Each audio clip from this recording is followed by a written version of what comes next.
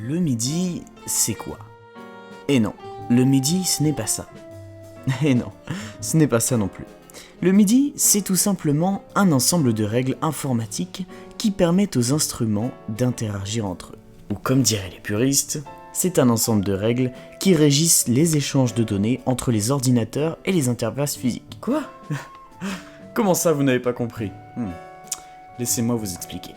Tout commence avec ce personnage, mais aussi lui, et encore celui-là ou encore celui-ci, mais surtout vous, moi, lui, le monde entier. Mais c'est avant tout une révolution technologique. Elle a permis de produire cette composition.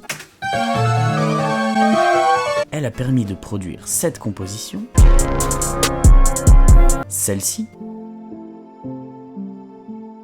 et celle-ci. Ah non, en fait, pas celle-ci. La révolution technique apportée par les synthétiseurs et l'informatique ont amené un besoin croissant d'interaction entre les différents programmes et instruments analogiques ou plus simplement synthétiseurs.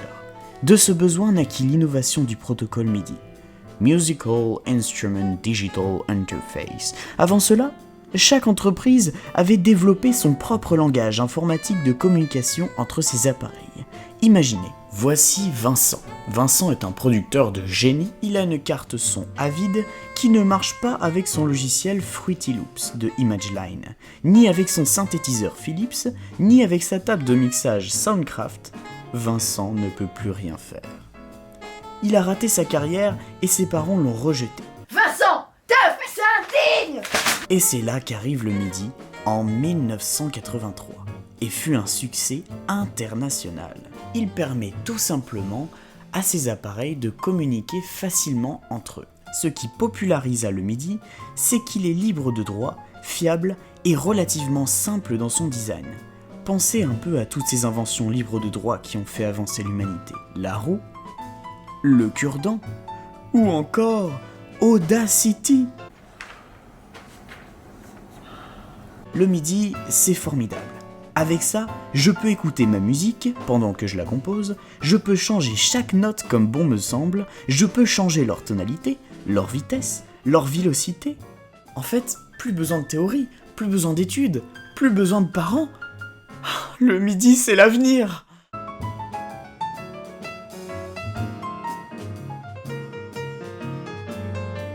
David Lampel, pédagogue d'une part au conservatoire, et puis mon autre activité c'est évidemment la composition, qui est en réalité mon activité principale.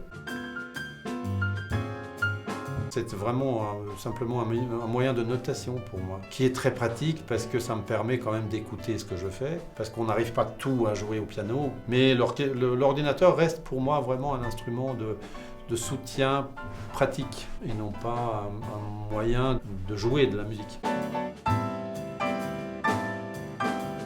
Je me tirerais dans les pattes si je disais que l'ordinateur va remplacer le compositeur. Je pense qu'on est très vite débordé par les possibilités d'un ordinateur et que l'imagination doit d'abord venir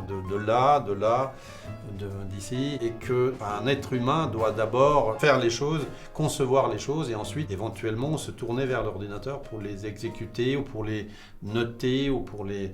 C'est un moyen, l'ordinateur, c'est pas une source d'aspiration en soi. L'ordinateur ne doit jamais remplacer le musicien. Il n'y a pas vraiment de limite, il n'y a de limite que l'imagination qu'on a. On arrive à des résultats avec des ordinateurs maintenant, avec certains logiciels qui sont très proches des instruments, d'un vrai instrument. Le résultat ne sera jamais le même. Tout ce qui m'intéresse en musique, c'est la communication. Avec un public, bien sûr, mais aussi avec des musiciens. J'aime m'adresser à des musiciens, j'aime travailler avec des personnes vivantes. Tout ce qui m'intéresse en musique, c'est la communication. C'est de communiquer la musique. Par la composition, par l'enseignement, être en lien avec un public, par les livres. Tout ça, c'est de la communication. Et je pense que la musique, c'est la communication la plus directe qu'on puisse trouver entre êtres humains. C'est un peu les limites de la machine. Ouais.